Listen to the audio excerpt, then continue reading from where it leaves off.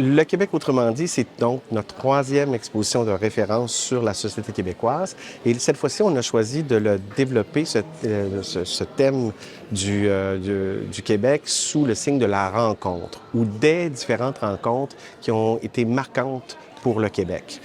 Ça se décline dans 6 pavillons, comme s'il y avait 6 expositions à l'intérieur d'une seule. Donc, habiter, vivre, échanger, partager, revendiquer et appartenir. Donc, 6 pavillons qui me permettent de décliner les différents types de rencontres qui ont jalonné l'histoire du Québec.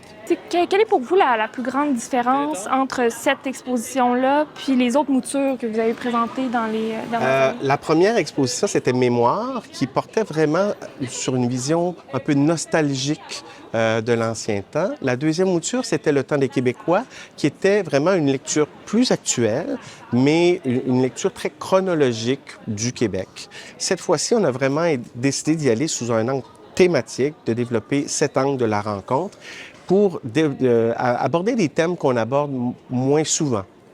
Les manifestations, les festivals, les mariages, les funérailles, les rencontres entre Autochtones et Français, ensuite Français et Anglais. Donc, tous ces types de rencontres qui ont jalonné le Québec. Québec, autrement dit, c'est la plus grande salle d'exposition qu'on a jamais présentée au Musée de la Civilisation. 1600 mètres carrés, 16 000 pieds, là, c'est grand. Donc, c'est pour ça que je vous disais presque 6 petites expositions à l'intérieur d'une même grande.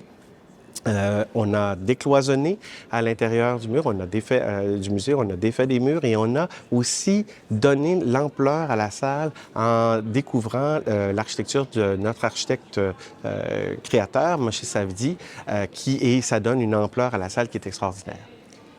Quels sont pour vous les plus grands défis là, quand on dit qu'il faut refaire une expo permanente sur l'histoire du Québec? Ça a été quoi les plus grands défis pour le musée, pour l'équipe de création?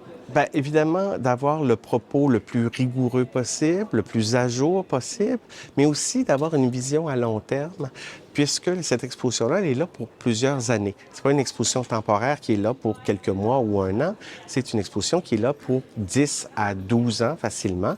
Donc, il fallait avoir une vision qui allait être porteuse et qui allait être rassembleuse pour les années à venir. Et je pense qu'avec ce thème de la rencontre, on a quelque chose qui tient la route.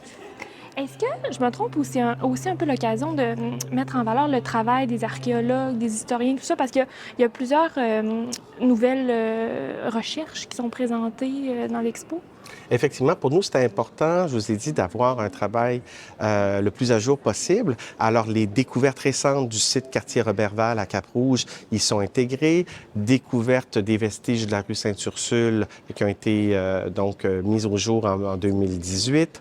Donc, il y a vraiment des avancées scientifiques et historiques qui sont présentées et qui viennent expliquer à nos visiteurs que, en fait, l'histoire, c'est quelque chose qui se construit au fil du temps et que nos connaissances sont sans cesse remises en question et avancent en fonction des découvertes qui sont faites par nos historiens, nos archéologues et nos scientifiques.